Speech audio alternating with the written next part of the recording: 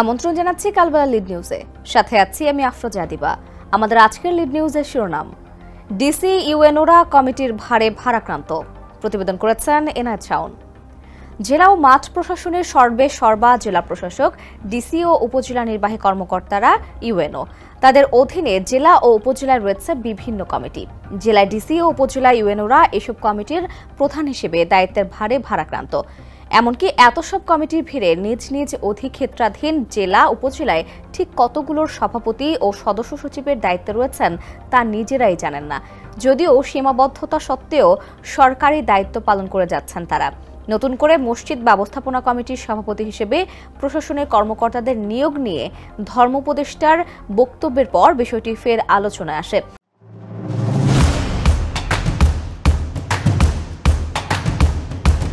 প্রশাসনের কর্মকর্তাদের মধ্যে এক ধরনের নীরব আলোচনা শুরু হয় যে আর কত কমিটির দায়িত্ব পালন করতে হবে। তাদের ভাষ্য, সীমিত লোকবলের মাধ্যমে যে দায়িত্ব পালন করতে হয় তাতেই ভারাক্রান্ত তারা। জনপ্রশাসন বিশেষজ্ঞ মোহাম্মদ ফিরোজ মিয়া কালবেলাকে জানান, এসব কমিটির দায়িত্ব ডিসি ও ইউএনওদের পরিবর্তে অন্য কাউকে দিলে সাধারণ মানুষ ও সরকারের অন্য কর্মকর্তা কর্মচারীরা মানবে না। এজন্য সরকার সব দায়িত্ব তাদের গছিয়ে দেয়। মানুষ মনে করে ডিসি ও ইউএনওরা দায়িত্ব পালন করলে দুর্নীতি বন্ধ হবে না, কিন্তু নিয়ন্ত্রণে থাকবে। আর ডিসি ইউএনওরা সরকারের আইন কানুন জানেন ও সরকারের প্রটোকল অনুযায়ী কাজ করতে পারেন। এজন্য তাদেরকে এসব দায়িত্ব পালন করতে হয়। আর এভাবে কাজে অভ্যস্ততার কারণে তাদের খুব বেশি সমস্যাও হয় না। জানা গেছে, দেশের উপজেলাগুলোতে ইউএনওদের অধীনে এলাকা ভেদে গড়ে অন্তত ১৫০টি কমিটি রয়েছে। জেলা প্রশাসকের অধীনে রয়েছে উপজেলা প্রশাসনের চেয়ে দ্বিগুণ সংখ্যক কমিটি। তবে ঠিক কতগুলো কমিটি রয়েছে তার নির্দিষ্ট কোনো তালিকা নেই জেলা প্রশাসন ও উপজেলা প্রশাসনের কাছে।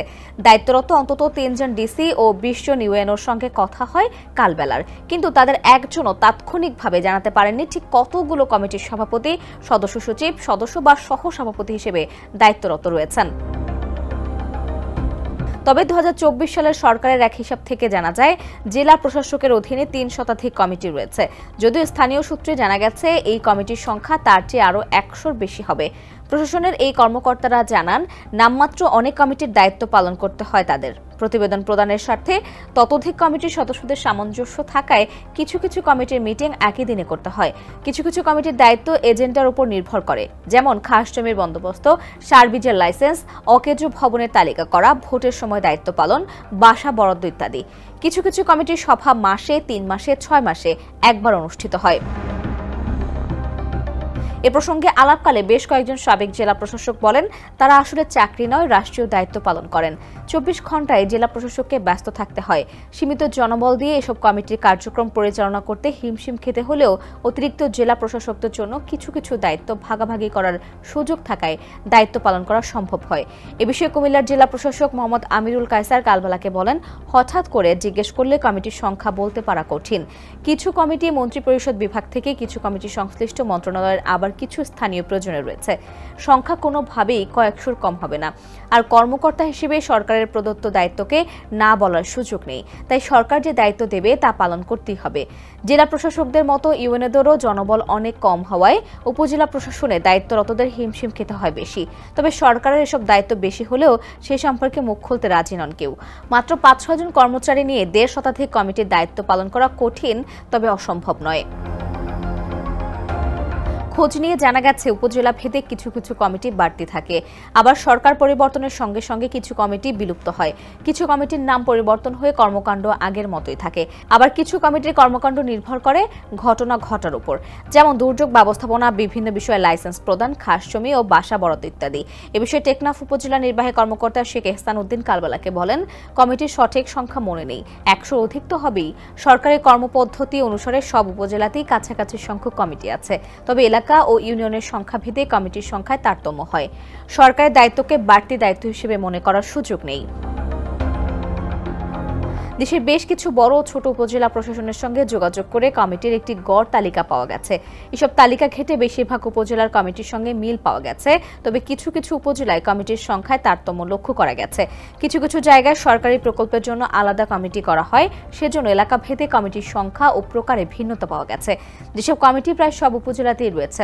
তার মধ্যে রয়েছে আইন শৃঙ্খলা, নারী ও শিশু নির্যাতন প্রতিরোধ, চোরাচালান নিরোধ টাস্কফোর্স, দফাদার ও মহল্লাদার নিয়োগ বাছাই, গ্রাম আদালত ব্যবস্থাপনা, নদী রক্ষা, তথ্য অধিকার বাস্তবায়ন ও পরিবীক্ষণ, ভোক্তা অধিকার সংরক্ষণ, সন্ত্রাস ও নাশকতা প্রতিরোধ, দরপত্র মূল্যায়ন ও ইজারা প্রদান, ইজারাবিহীন হাটবাজার খাস আদায়, হাটবাজার ব্যবস্থাপনা, উচ্চ ফলনশীল পাট বীজ উৎপাদন, পাবলিক পরীক্ষা পরিচালনা, জেএসসি পরিচালনা, শিল্পকলা একাডেমি, ক্রীড়া সংস্থা, কৃষি খাস জমি ব্যবস্থাপনা কমিটি, জলাশয় নির্বাচন ও পোনা অবমুক্তকরণ, মাধ্যমিক স্তরে বিনামূল্যে বই বিতরণ, আন্তঃ-ইউনিয়ন খেয়াঘাট ইজারা, আইসিটি এবং সবার জন্য বাসস্থান নিশ্চিত করার ক্ষতিগ্রস্ত গৃহহীনদের তালিকা বাছাই সংক্রান্ত। এছাড়া সড়ক দুর্ঘটনায় আহতদের বিআরটিএ থেকে আর্থিক ক্ষতিপূরণ প্রদানের উপজেলা যাচাই বাছাই, উপজেলা সেচ ব্যবস্থাপনা, উপজেলা কৃষি ঋণ, এনজিও সমন্বয়, তামাক নিয়ন্ত্রণে টাস্কফোর্স, বাংলাদেশ স্কাউটস, একটি বাড়ি একটি খামার প্রকল্প বাস্তবায়ন, কৃষি পুনর্বাসন ও প্রণোদনা, ওএমএস, সার বীজ মনিটরিং, থোক বরাদ্দ সমন্বয়, জলমহাল ব্যবস্থাপনা, অতি দরিদ্রদের জন্য কর্মসংস্থান কর্মসূচি, মানবিক সহায়তা কর্মসূচি বাস্তবায়ন, প্রকল্প প্রণয়ন ও বাস্তবায়ন, অভ্যন্তরীণ খাদ্যশস্য সংগ্রহ, দুর্যোগ ব্যবস্থাপনা, দুর্যোগ সারাদান সমন্বয় গ্রুপ, প্রাকৃতিক দুর্যোগে অনুদান মঞ্জুরি, ভিজিডি কমিটি, জয়িতা অন্বেষণে বাংলাদেশ, মহিলাদের আত্মকর্মসংস্থানের জন্য ক্ষুদ্র ঋণ কার্যক্রম, মাতৃত্ব ভাতা, স্বেচ্ছাসেবী মহিলা সমিতির অনুদান, চাইল্ড প্রোটেকশন নেটওয়ার্ক, মুক্তিযোদ্ধাদের কল্যাণে দেশের সরকারি হাট বাজার সমূহের ইজারা লব্ধ আয়ের 4% অর্থ ব্যয় সংক্রান্ত, কেমিক্যালের মাধ্যমে ফল পাকানো বন্ধকরণ, স্থানীয় প্রকৌশল অধিদপ্তরের এলজিইডির আওতায় বাস্তবায়নাধীন ক্ষুদ্রাকার পানি সম্পদ উন্নয়ন সেক্টর প্রকল্পের স্থানীয় দ্বন্দ্ব নিরসন, সমন্বিত পানি সম্পদ ব্যবস্থাপনা এবং কারাগারে থাকা শিশু কিশোরদের অবস্থা উন্নয়নে ক্ষতিগ্রস্তদের জন্য কমিটি।